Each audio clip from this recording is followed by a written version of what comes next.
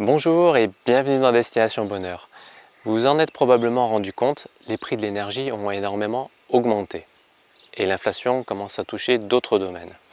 Ça va donc être un défi dans la période qui arrive de conserver nos capacités financières et la valeur de nos économies. Et l'inflation est loin d'être la seule menace qui pèse sur notre argent. Il me semble donc important de se pencher sur le sujet pour comprendre les enjeux et pouvoir mettre en place les solutions les plus judicieuses possibles. Donc dans cette vidéo, je vais vous proposer tout un panel de solutions adaptées à différentes situations et aux différents risques, y compris des solutions non conventionnelles, car en période troublée, il s'agit d'être créatif. Et avant de vous parler de solutions, je vous propose de commencer avec un petit tour non exhaustif des risques qui pèsent sur notre argent et sur nos économies pour y voir un peu plus clair, avec notamment le risque de crash économique, celui de la dette publique, et celui de l'inflation, voire de l'hyperinflation.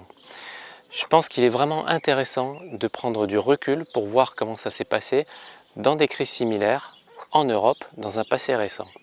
Ça en fait une vidéo un peu plus longue que d'habitude, qui y a beaucoup à dire, mais ça permet de prendre la mesure des problématiques pour ensuite mieux appréhender les solutions possibles. Être clair sur les sujets permet de mieux anticiper les situations à venir et de les vivre beaucoup plus sereinement. On commence par le risque de crash économique. Entre les dégâts économiques liés à la gestion de la crise sanitaire, ceux de la hausse des prix de l'énergie et des matières premières, les pénuries liées à la guerre en Ukraine, plus l'augmentation récente des taux d'intérêt par la Banque Centrale Européenne, il y a un risque de crash économique.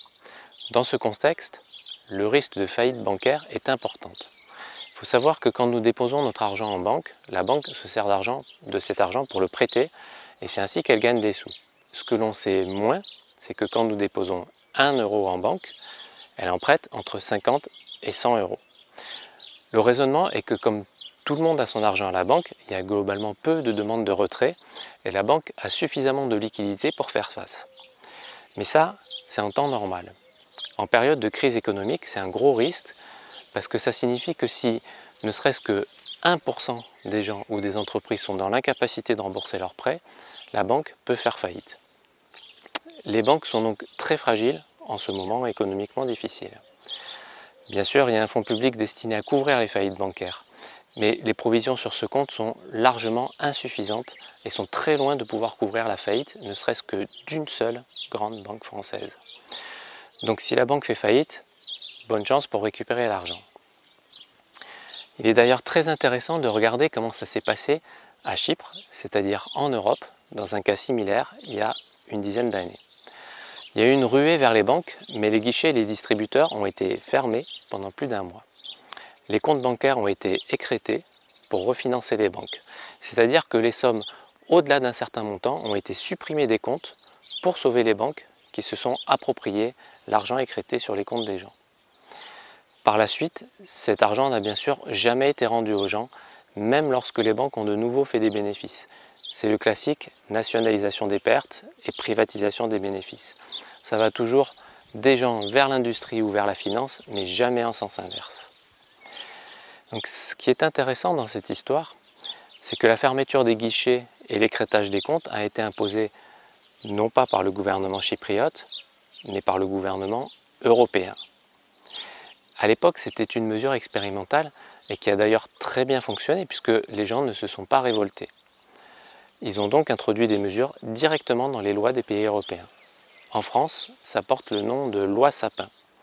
Donc tout est en place pour écrêter les comptes d'un simple clic de souris. Bien sûr, pour faire accepter ça, ils diront que si vous avez de l'épargne dans une assurance vie ou sur un livret A, c'est qu'il s'agit de l'argent dont vous n'avez pas besoin au quotidien, qu'il y en a besoin pour l'effort national, pour au choix lutter contre la pauvreté, pour l'effort de guerre en Ukraine, pour l'effort pour lutter contre les virus, les Covid, celui du singe ou d'autres, ou encore pour sauver les banques. Ils monteront les gens les uns contre les autres en disant que si vous avez des sous de côté, c'est que vous êtes riche et que vous seriez un mauvais citoyen de ne pas vouloir participer à l'effort national.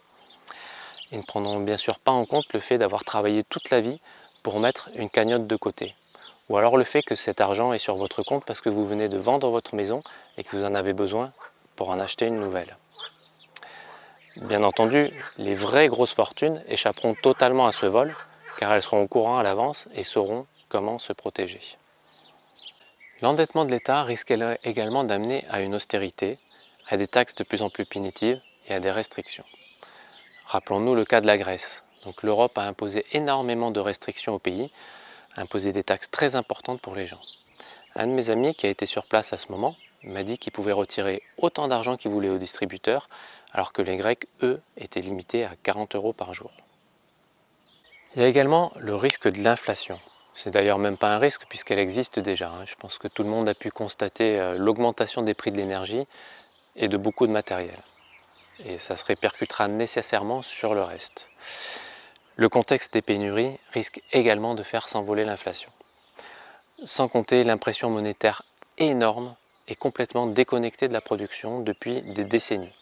Jusqu'à présent, ça se voyait peu, car globalement, les autres pays ont pratiqué une impression monétaire équivalente, donc on ne voyait pas sur le taux de change entre deux monnaies. Mais tout ça ne tient que par la confiance que les gens ont dans la monnaie. Nous avons une monnaie fiduciaire, ce qui signifie littéralement une monnaie basée sur la confiance. Si cette confiance disparaît, alors tout ça peut partir en hyperinflation. Un ami m'a dit que pour lui, l'inflation allait s'arrêter parce que sinon, pour beaucoup de monde, ça ne sera pas tenable. Mais en fait, l'histoire nous montre que ça ne fonctionne pas de cette façon. Et ça a d'ailleurs laissé quelques traces dans ma propre histoire familiale. Ma famille est de Lorraine et avant la Première Guerre mondiale, la Lorraine a été allemande pendant un temps.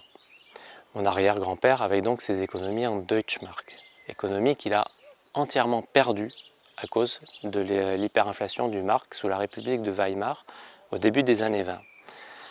Pour vous rendre compte, entre 1918 et 1924, la valeur du mark a été divisée par 100 milliards. Ça laisse songeur, C'est même assez difficile de se le représenter. Et c'est loin d'être un exemple isolé. Je vous encourage à aller voir la fiche Wikipédia sur l'hyperinflation, dont je mets le lien dans la description de la vidéo. On se rend compte en fait que depuis un siècle, il y en a eu beaucoup. Vous voyez par exemple le billet yougoslave de 50 milliards, ou encore le billet de 100 000 milliards du Zimbabwe. Vu l'état de notre économie, les dettes nationales accumulées, les impressions monétaires déraisonnables de ces dernières décennies, ça nous pend au nez. D'ailleurs, l'article Wikipédia mentionne un certain nombre de causes des hyperinflations observées historiquement. Je vous cite les premières causes. D'abord, un contexte politique d'exception. C'est le cas chez nous, que ce soit avec la crise Covid ou encore avec le contexte géopolitique. Un niveau très élevé de dette publique. C'est le cas chez nous. La dette publique française dépasse maintenant largement le PIB entier du pays. Et c'est globalement la même chose pour les autres pays européens et même pour la plupart des pays du monde. Le niveau d'imposition des ménages et des entreprises. C'est encore le cas puisque la France est un des pays qui taxe le plus. Le manque de transparence de la comptabilité publique. C'est encore le cas chez nous puisque personne n'est capable de dire pour quel montant ont été achetées les injections. Et je sais par les gens autour de moi que l'État a envoyé discrètement des subventions records aux copains industriels. Donc l'industrie aéronautique a reçu des milliards, l'industrie spatiale a été largement subventionnée, l'industrie de l'énergie a également reçu des milliards. Et ça, c'est juste ce dont on entend parler à Toulouse. Mais c'est probablement pareil pour toutes les grosses industries. D'ailleurs, le magazine Challenge mentionne que les 500 plus grosses fortunes de France ont doublé leur patrimoine ces 2 dernières années. C'est encore le classique nationalisation des pertes et privatisation des bénéfices. Donc pour le manque de transparence, nous sommes en plein dedans. Il y a encore une évolution instable de la masse monétaire. On y est également, puisque ça fait des décennies qu'il y a des impressions monétaires déraisonnables. Donc vous l'aurez compris, le contexte fait que le risque d'hyperinflation est très important. Ensuite, l'argent tout numérique. L'État français a dans ses cartons l'abondant de la monnaie papier pour passer à la monnaie uniquement numérique. La même chose se prépare d'ailleurs dans beaucoup d'autres pays. C'est techniquement déjà en place car tout le monde utilise la carte bancaire et l'utilisation des billets tend à disparaître. Ça n'attend plus qu'une décision du gouvernement. Et comme nous passons d'un contexte exceptionnel à un autre, ce ne sont pas les prétextes qui manquent. Avec ça, bien sûr, il n'y aura plus de risque de faillite bancaire car l'argent ne sortira même plus des banques. Donc on pourrait penser qu'il s'agit d'une mesure salutaire. Mais un gouvernement qui contrôle entièrement tous vos revenus et tous vos achats, c'est très dangereux. Surtout si ce gouvernement a les pleins pouvoirs car il est en état de guerre. Ça peut très vite dériver et il sera facile pour l'État de couper les vivres à un dissident. Et si vous jetez un œil au document officiel du Sénat français qui pose les bases de la mise en place du crédit social comme en Chine, mais pour la France, ça devient assez effrayant. Je vous mets le lien dans la description. Il y a un résumé de 6 pages ainsi qu'un document complet qui fait un peu plus d'une centaine de pages. Donc ce que je vous suggère de faire, c'est de regarder au moins le document résumé et la table des matières de la version complète. On y parle de contact tracking, c'est-à-dire de suivi temps réel de votre position grâce au téléphone portable pour voir avec qui nous avons été en contact. Même ceux qui n'ont pas de smartphone ou ceux qui coupent le GPS de leur téléphone pourront être suivis, car la localisation se fait avec les nouvelles technologies d'antenne qui viennent d'être installées par triangulation. C'est aussi précis que le GPS. Donc le document parle aussi de l'agrégation de données qui viennent de nos achats, des services de transport, des services médicaux et des réseaux sociaux. J'ai bien dit des réseaux sociaux. Ça signifie que l'État envisage très clairement de se servir de nos échanges privés et de nos opinions pour le crédit social. Le document parle également de confinement forcé, en coupant nos moyens de paiement, nos autorisations d'utiliser les moyens de transport et d'amendes automatiques si nous sortons sans autorisation. Il parle aussi de vidéosurveillance, de surveillance par drone et de l'utilisation du téléphone portable comme d'un bracelet électronique. Bref, pendant que les médias nous font focaliser sur certains sujets, il se passe des choses très inquiétantes en coulisses. Donc, associé au crédit social, l'argent numérique risque donc de permettre à l'État de nous imposer l'inacceptable. Le contexte est donc assez sombre et pour trouver le chemin du bonheur dans cette situation, il va nous falloir anticiper autant que possible les événements. C'est pourquoi je vous propose maintenant un certain nombre de solutions que nous pouvons mettre en place à différentes échelles, selon nos possibilités et notre patrimoine, et selon les risques auxquels nous souhaitons faire face. On va d'abord s'intéresser aux solutions contre la confiscation par les États. La première solution pour protéger son argent est de sortir une partie de la banque sous forme d'argent liquide. Il y a plusieurs intérêts à ça. Donc, d'abord, c'est de pouvoir toujours disposer de votre argent liquide en cas de faillite bancaire ou en cas de fermeture des guichets et des distributeurs. Et le second intérêt, c'est que plus l'argent liquide circulera, plus ce sera un frein à la mise en place de l'argent tout numérique. Ce sera donc également un frein à la mise en place du crédit social en France. Donc il est intéressant qu'un maximum de nos achats soient payés en liquide. Ensuite, j'ai la conviction qu'il faut fuir l'assurance vie. C'est là qu'il y a le plus gros des économies des Français. C'est donc une cible de choix si un jour l'État français ou le gouvernement européen décide de se servir sur le compte des gens. Il s'agit d'une épargne et ils auront beau jeu de considérer que c'est de l'argent qui n'est pas nécessaire au quotidien. Je pense qu'il y a un peu moins de risque avec le livret A. D'abord parce qu'il s'agit de montants plus faibles et ensuite parce que quasiment tout le monde en a un, ce qui fait qu'il y aurait une grogne vraiment unanime. Alors qu'en s'attaquant à l'assurance vie, il pourrait facilement monter les gens les uns contre les autres. De toute façon, vu les faibles intérêts de ces placements financiers, ils n'apportent quasiment rien. Alors, autant avoir de l'argent non bloqué, ça permet de pouvoir réagir rapidement aux besoins pour l'utiliser ou le déplacer. Si vous avez un patrimoine financier important, comme quand vous venez de vendre une maison par exemple, je vous propose un moyen non conventionnel pour le protéger des risques de confiscation. C'est de créer une société de type SAS, c'est-à-dire une société par action simplifiée. L'intérêt est qu'il s'agit de la forme juridique des grosses sociétés, comme Airbus, Total, Google et autres multinationales. Comme c'est ce genre de société qui finance les politiques pour avoir ensuite le retour d'ascenseur une fois qu'ils sont en place, ce sont en réalité ces sociétés qui tirent les ficelles de la politique. L'État ne s'en prendra donc jamais à elles. Et elles offrent notamment la possibilité de créer un compte d'associé, c'est-à-dire un compte à vous, mais qui est stocké dans le compte bancaire de la société. Cet argent est donc tout aussi disponible que s'il était sur votre propre compte bancaire. Ainsi, ça permet de le protéger sur des confiscations parce qu'il est stocké dans la société. Vous allez me dire que vous ne savez pas quoi vendre si vous montez votre société. Mais en fait, il n'est pas nécessaire de vendre quoi que ce soit. Une société de type SAS peut tout à fait n'avoir aucun employé et rien à vendre. Dans ce cas, elle sert uniquement d'instrument de gestion de patrimoine. Alors, ça a bien sûr des inconvénients car c'est un peu plus complexe à créer qu'une autre société et ça coûte des sous pour la créer, pour la gestion et même pour la fermer. Et il y a besoin de bloquer au moins un petit capital pour la créer. Mais selon votre patrimoine, ça peut permettre de le protéger. Et en plus, si la société n'a aucune activité, les frais de gestion seront relativement limités. Je ne suis pas expert dans ce domaine, donc sachez que ça existe, que c'est possible, et si vous avez besoin d'un peu plus d'infos à ce sujet, je vous suggère de vous rapprocher d'un expert comptable qui pourra vous renseigner un peu plus que moi. On passe maintenant aux solutions pour conserver au mieux la valeur de nos économies en période d'inflation, voire même d'hyperinflation. Pour ça, la première solution est d'utiliser notre argent dès maintenant, avant que sa valeur ne diminue. Bien entendu, il ne s'agit pas d'acheter n'importe quoi, il s'agit d'acheter maintenant ce dont nous aurons besoin demain. Car aujourd'hui, ça sera moins cher que demain. Il faut donc réfléchir à tout ce qui peut être utile, notamment pour notre autonomie et notre résilience.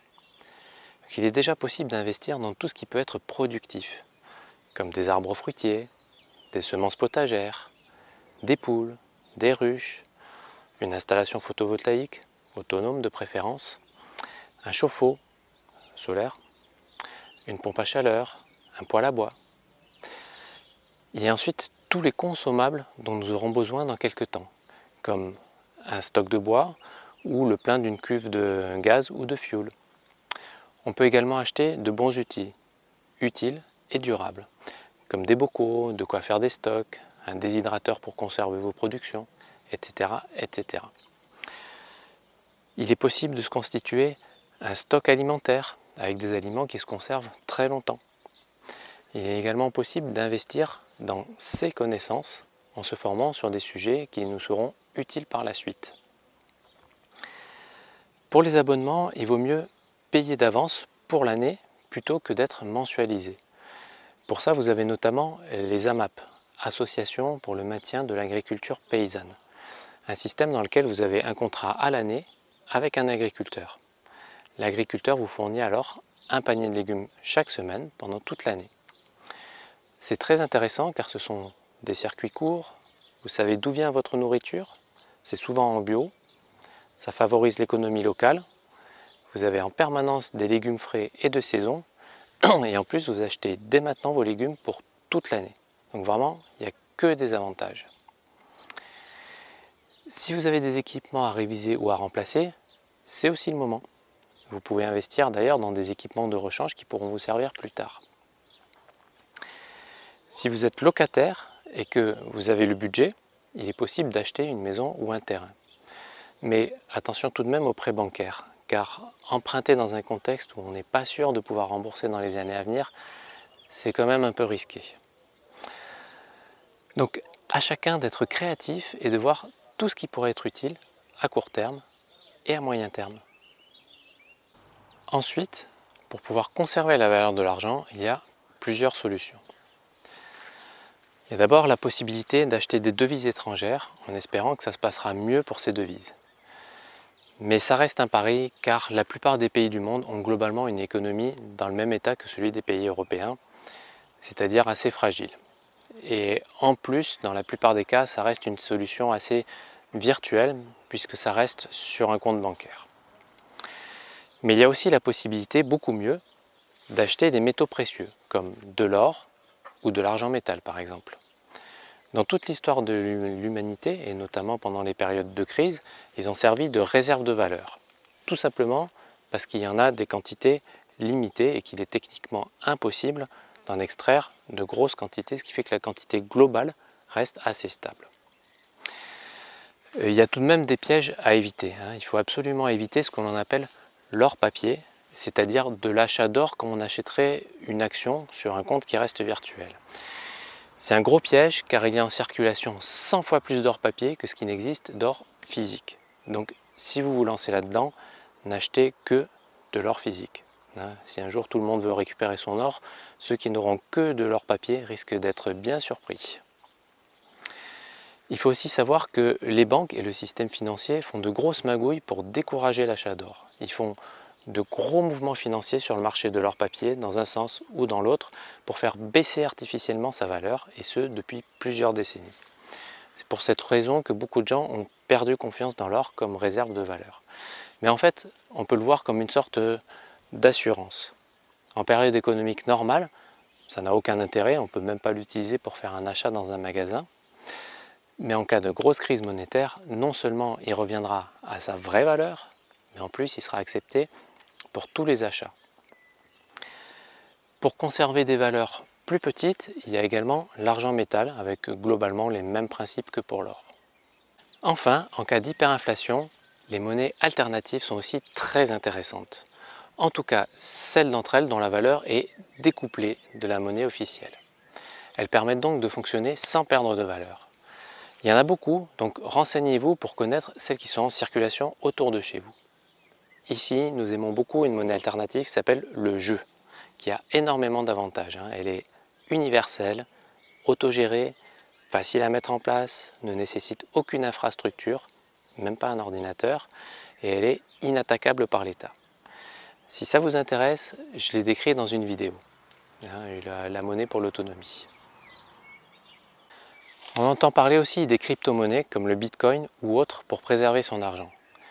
Personnellement, je suis plutôt méfiant par rapport à ces crypto-monnaies. J'en trouve le fonctionnement un peu opaque, on ne sait pas vraiment quelles organisations sont derrière. Je trouve qu'il y a beaucoup de spéculation et que les États pourraient un jour considérer que ce sont des achats au noir et les taxer, voire les interdire. Et puis surtout, ce sont des monnaies numériques qui pourraient in fine être récupérées par les États pour aller vers la monnaie tout numérique et pour la mise en place du crédit social. Donc je préfère de très très loin les monnaies alternatives qui n'ont pas besoin de passer par un système informatique. J'espère que cette vidéo vous aura permis de prendre conscience de la situation et que ce tour d'horizon vous aura aussi donné tout un ensemble de solutions pour mettre votre argent autant à l'abri que possible et préserver votre pouvoir d'achat. Ici, notre solution préférée, c'est le jardin-forêt. Rien ne vaut un jardin productif, car tout ce qui est produit dans le jardin n'a pas besoin d'être acheté. Notre trésor, c'est le jardin.